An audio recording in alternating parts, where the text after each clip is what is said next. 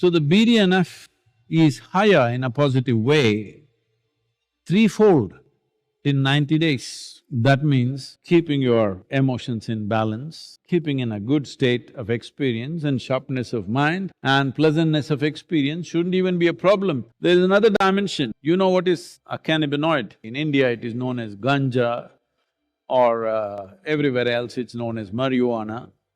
In different places it's known by different names. But essentially, these are plant extracts which have a certain influence on the mood and experience of the person. But there are millions of cannabis receptors both in your brain and across the body because you are supposed to produce it, you're not supposed to smoke it. So now, with the inner engineering practices, it's clearly… the biomarkers clearly establish that your endocannabinoid production is significantly higher. That means you are stoned by yourself, you don't need any outside help. But the impact of the endocannabinoids compared to the cannabinoids that come from outside are very, very different. It makes you intoxicated and super alert at the same time, because along with it, certain other secretions happen. So, from the laboratories in America, from the top universities in America, it's coming that clearly they're saying 220 genes which activate your immune system, they're all elevated because of the practice. You didn't drop from heaven, as some people believe. You evolved the qualities of an amoeba, an earthworm, a grasshopper, a buffalo, every kind of beast that evolution went through. Elements of those qualities are still with you. So, these are all compulsive tendencies. The evolutionary process, the modern neurology recognizes that there is a part of your brain which is reptilian, which is approximately the size of your fist. That means it's at that stage of development, which is instinctive and does things in a certain way.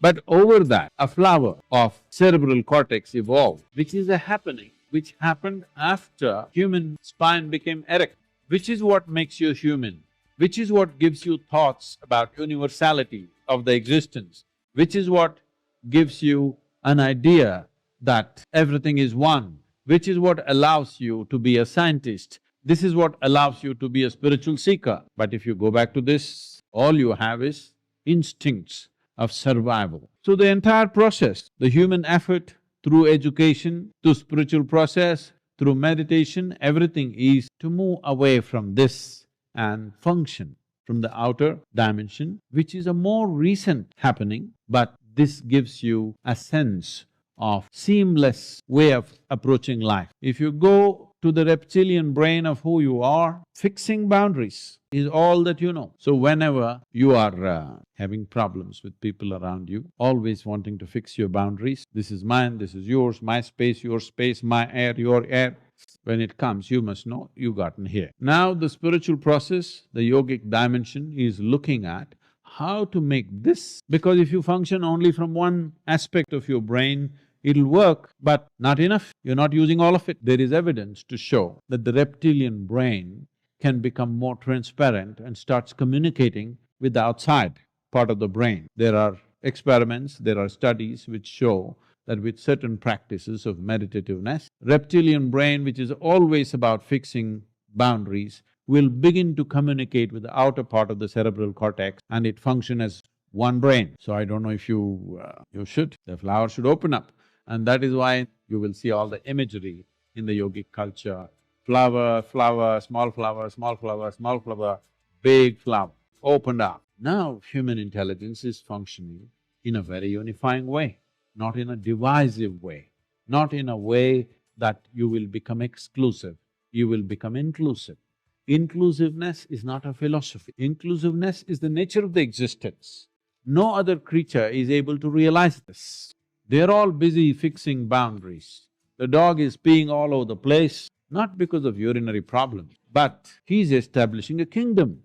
Pea kingdom, of course. Human beings are not any different. They're doing the same things in a different way. This is mine, that is mine, that is mine, that is mine. Fixing a kingdom, when it's possible, push it a little bit. When it's possible, push it a little bit. Not possible, put the wall. Happening all the time. Shambhavi Mahamudra, just a simple practice for 21 minutes increases brain function and neuronal regeneration. This means as you grow old, you will become more intelligent. Usually young people think you're getting stupid. Yes, your brain is actually growing, you understand? It's getting better by the day. Now there is scientific evidence. We always knew this. The meters are saying your brain is actually growing by doing a simple 21-minute practice. And you don't believe the meter. You just do the practice for 3 months and see, you will see how clear and how smart your mind is suddenly. Do you see this body, as we've been going through this again and again to the same point, when it was born, it was so small, now it became this much. Definitely you didn't need any external stretching help to get it to this size, isn't it? That which is the source of creation, what you refer to as the creator, seem to be functioning from within you, isn't it so? Yes, the creator is functioning, that means the manufacturer of this body and this existence seems to be functioning from within you. If the manufacturer is inside, if you allow him to function, fixing small flaws in the body, you think it'll be a problem? So, Shambhavi Mahamudra is just creating a passage so that your innermost core functions. If you allow it to function, the nature of this, in yoga, we refer to your innermost core as the bliss body. People have always talked for ages that if you come in contact with God, you will become blissful, Brahmanand, they've been talking about this. See, it's different ways of presenting it. Your innermost core is referred to as bliss body. Now, all we are trying to do is the physical body, the mental body, the pranic body and the etheric body, we're aligning it in such a way so that the innermost core within you, the bliss body, finds expression. The Shambhavi is not creating ecstasy. The Shambhavi is just aligning these four so that this one, the source of creation, finds expression. If the source of creation within you, the creator, finds expression, fixing your heart, liver or kidney, you think it's a big problem? Manufacturer, when he comes out and begins to function, everything is fixed.